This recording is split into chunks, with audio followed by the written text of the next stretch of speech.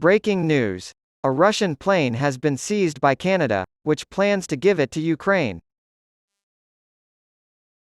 The Russian airline Volga Napiar's AN-124 Ruslan was seized by Canadian authorities. Ukraine will receive these airplanes as a gift. Photo, Reuters. Kyiv. The Antonov 124 belonging to the Russian airline Volga Napir has been confirmed to have been seized by the Canadian government. Ukraine will receive the hijacked plane. The Prime Minister of Canada, Justin Trudeau, arrived in Kyiv on Saturday for an unexpected visit.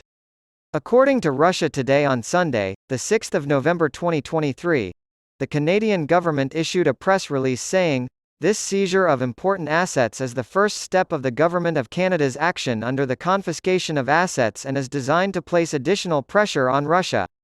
The Canadian government has chartered a flight on Volga Napiar's AN-124 Ruslan to bring test cargo for the COVID from China in 2022.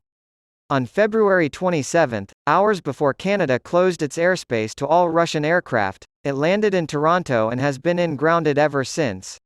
Transport Minister Omar Alghabra of Canada said in a statement, "We have stood with the Ukrainian people from the beginning, and implemented NOTAMs on all Russian-owned and operated flights to Canada.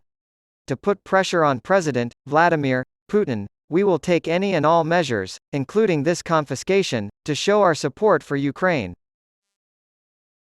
On Saturday, Prime Minister Justin Trudeau and Deputy Prime Minister Chrystia Freeland unexpectedly visited Kyiv. Trudeau described Ukraine as the spearhead that defines the future of the 21st century. Trudeau said, "We want peace on Ukraine's terms," while announcing $500 million Canadian dollars, $375 million, in Canadian military aid. He did not specify how the new funds would be distributed. Since February 2022, Canada has sanctioned numerous individuals and organizations in Russia and pledged approximately $8 billion to aid the Kyiv government in its fight against Moscow. After adding Volga Napir to its list of sanctioned entities months ago, the Canadian government has reportedly begun seizing the company's assets and managing them in accordance with federal law. If the assets are eventually turned over to Crown, Canada will work with the Ukrainian government on options for redistributing these assets, the Canadian government said.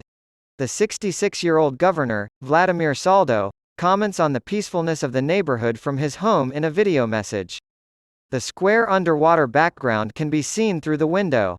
A fountain's cap fits snugly atop the structure. It is unclear where in the world the video was shot.